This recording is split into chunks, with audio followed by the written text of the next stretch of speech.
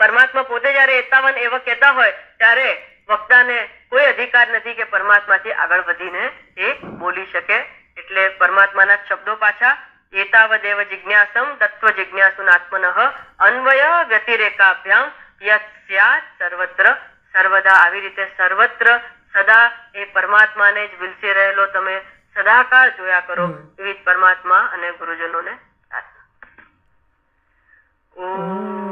પૂર્ણમદ પૂર્ણમિદં પૂર્ણાત પૂર્ણમુદચ્યતે પૂર્ણસ્ય પૂર્ણમાદાય પૂર્ણમેવાવશિષ્યતે.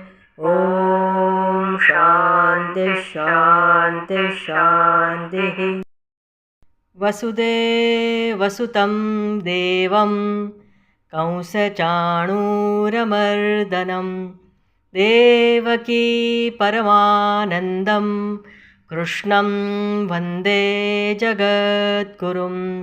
મૂકં કરોતિ વાચાલં પંગું લંઘયતે ગિરિં યત્કૃપાત્વમહં વંદે પરમાનંદમાધવં પરમાનંદમાધવં.